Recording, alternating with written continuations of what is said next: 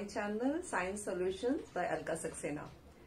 बहुत दिनों से ये डिमांड आ रही थी कि मैम 9th क्लास का भी आप शुरू करिए, तो मैंने कहा कि चलो आज शुरू कर देते हैं। तो so I am going to start with the first chapter of bio, fundamental unit of life. And you all know what is fundamental unit of life? Cell. आपने क्लास 8 में पढ़ा होगा that the cells are the structural and functional unit of life. So here I am going to narrate this chapter in story form, and believe me, it's a very interesting story. आप ध्यान से सुनिए और आपको पूरा chapter आराम से याद हो जाएगा, सारे कॉन्सेप्ट्स आपके क्लियर हो जाएंगे. तो हम अपनी स्टोरी शुरू करते हैं. Long, long, long year ago, there was a kingdom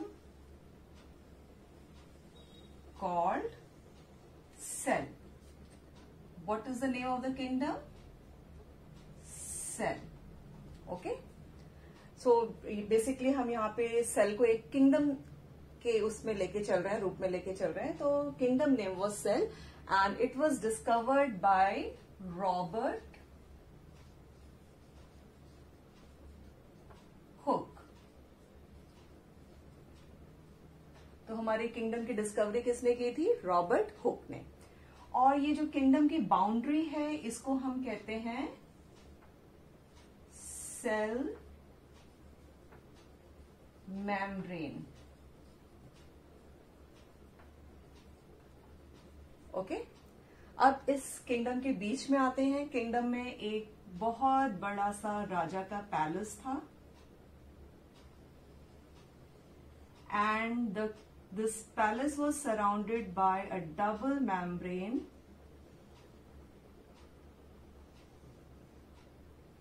and the name of the king was Nucleus.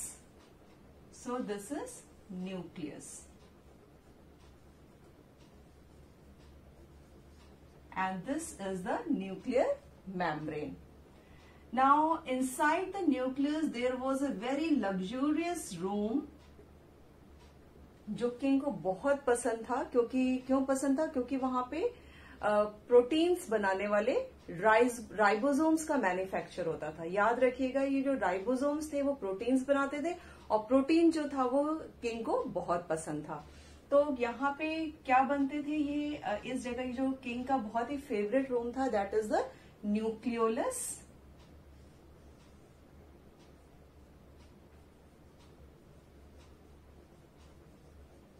और न्यूक्लियोलस क्यों फेवरेट रूम था? क्योंकि वहां पे प्रोटीन्स बनाने वाले राइबोसोम्स का मैन्युफैक्चरिंग होता था. तो ये याद रख लीजिएगा. Now king has a huge army जो कि एक थ्रेड लाइक एंटेंगल स्ट्रक्चर के फॉर्म में चारों तरफ कहाँ रहती थी? न्यूक्लियस के अंदर रहती थी. And guess what is the name of this army?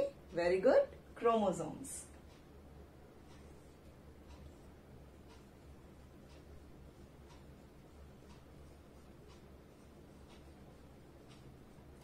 अब ये किंग की आर्मी किसकी बनी थी? किंग की आर्मी बनी थी डीएनए और प्रोटीन.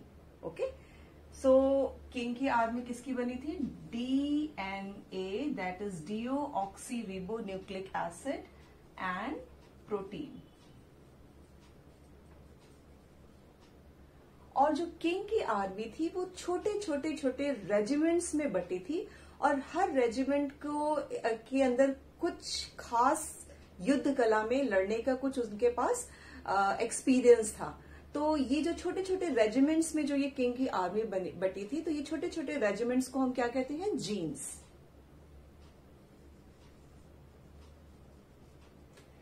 जैसे हमारी बॉडी में जीन्स, जो ये जीन्स होते हैं, इनका एक पर्टिकुलर जीन्स का काम होता है एक पर्टिकुलर जो है कैरेक्टर को देखना. ओके.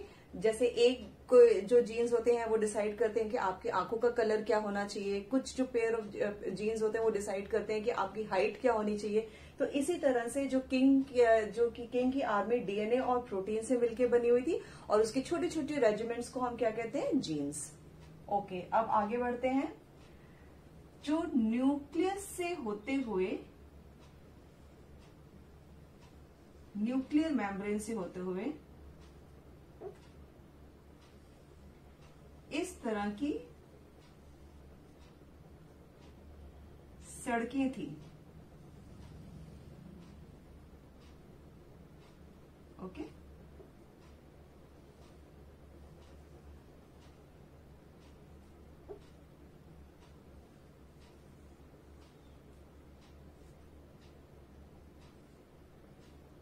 अब ध्यान दीजिएगा, ये सड़क कहां से शुरू हुई है? आपकी न्यूक्लियर मेम्ब्रेन से शुरू हुई है और कहां खत्म हुई है? सेल मेम्ब्रेन पे खत्म हुई है। तो इस तरह से जो सड़कें पूरे किंगडम में खूब अच्छे से सड़कें थी, और कुछ सड़कों के जो यहाँ पे कॉर्नर में फैक्ट्रीज थी।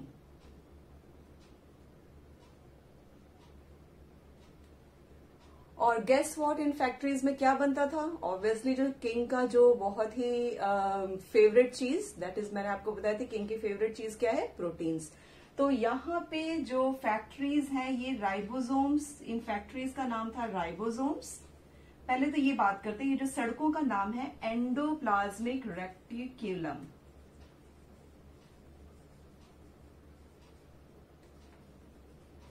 एंडोप्लाज्मिक रेक्टिक्यूलम। ओके, अब कुछ जो सड़कों के किनारे ये जो राइबोसोम्स की फैक्ट्रीज थी जहां पे प्रोटीन्स बनते थे, तो ये जो कुछ सड़कों के किनारे क्या थे? राइबोसोम्स। ओके, लेकिन कुछ जो सड़कें थी वो बिल्कुल स्मूथ थी, उनके कॉर्नर में कोई फैक्ट्रीज वगैरह नहीं थी, तो उनको हम कहते हैं स्मूथ एंडोप्लाज्मिक रेक्टिक्यूलम। ओके, और यहाँ पे क्या बनते थे? यहाँ पे लिपिड स्टोर होते थे।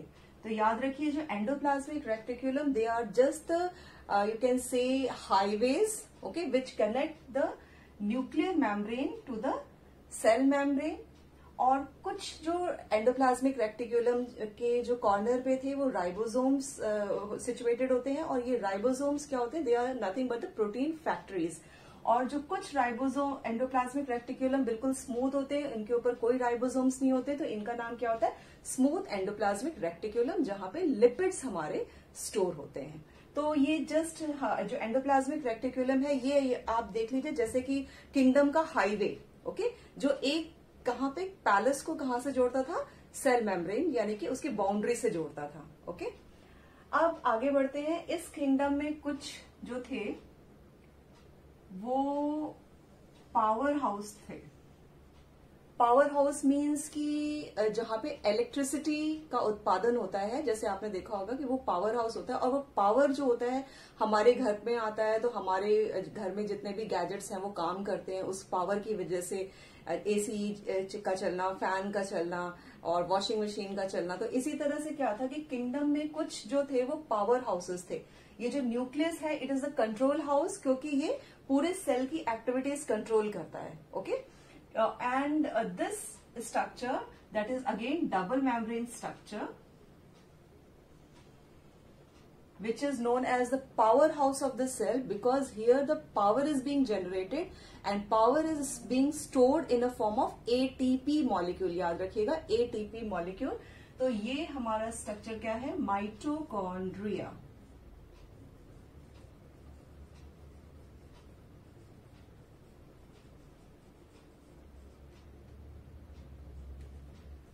सो यहाँ पे जो पावर है किस फॉर्म में स्टोर होता है? ATP molecule. This is adenosine triphosphate molecule के फॉर्म में हमारा पावर स्टोर होता था। अब ये पावर हाउस डबल मेम्ब्रेन था, और इस तरह से हम इसका स्ट्रक्चर डिटेल में पढ़ेंगे।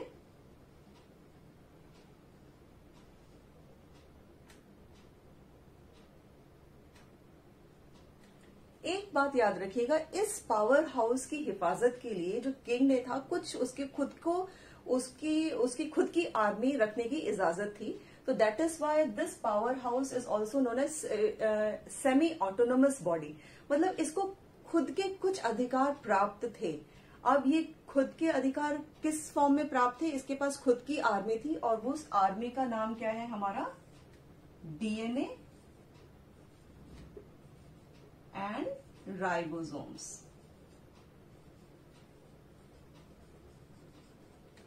जैसे किंग की जो आर्मी में डीएनए थे और उसके वहां पे राइबोसोम्स थे न्यूक्लियोलस में, तो इसी तरह से ये जो माइटोकॉन्ड्रिया है ये सेमी ऑटोनोमस बॉडी है, क्योंकि इसके पास खुद के सोल्जर्स होते हैं in the form of DNA and ribosomes.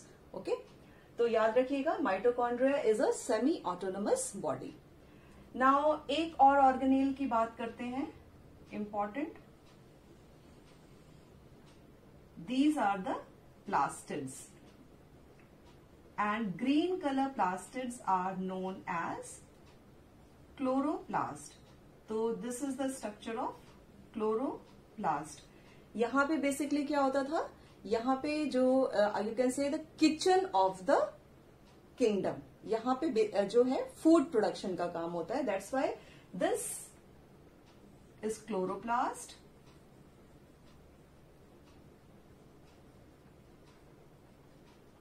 That is the kitchen of the cell, because यहाँ पे फोटोसिंथेसिस होता है, फूड प्रोडक्शन का काम होता है।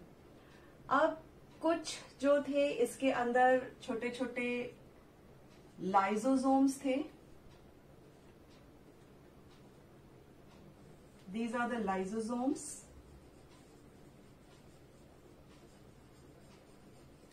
ऑब्वियसली जब किंगडम में इतना सारा काम हो रहा है तो कुछ ना कुछ तो वहां पे वेस्ट प्रोडक्ट जनरेट हो गई होगा। तो ये जो लाइसोसोम्स बेसिकली क्या आते हैं, they just clean the cell. जो भी अनवांटेड मटेरियल, वेस्ट मटेरियल है, इसको ये क्लीनिंग करते हैं। जैसे हमारे यहाँ स्वीपर्स होते हैं, इस तरह से ये किंगडम में जो स्वीपर्स का काम कौन करता था? Lysosomes. And their function is to clean the cell. Okay, अब एक और इंपॉर्टेंट ऑर्गेनेल है,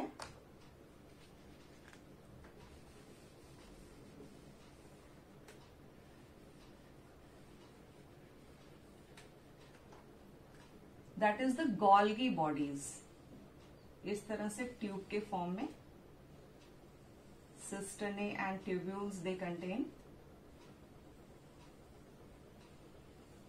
these are the Golgi bodies.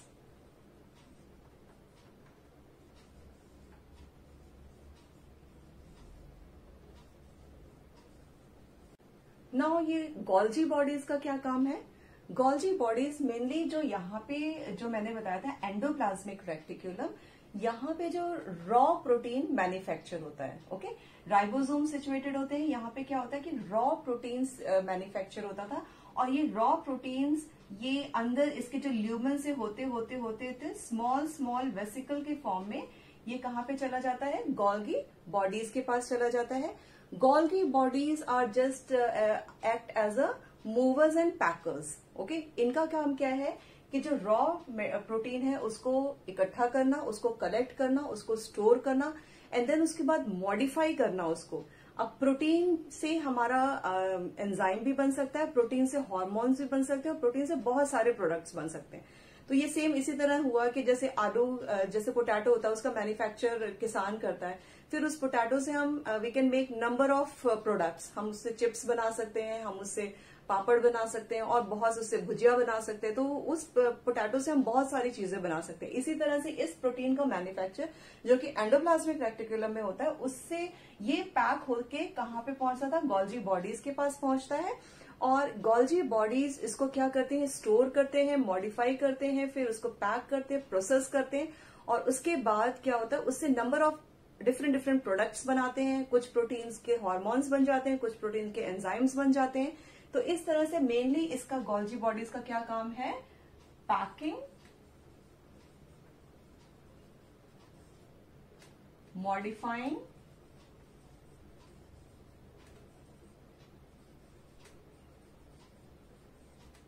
And processing.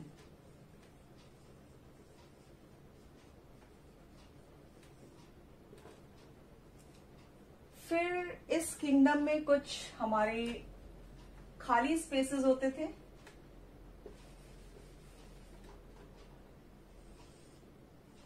And you know the spaces which are empty, these spaces are called vacuoles.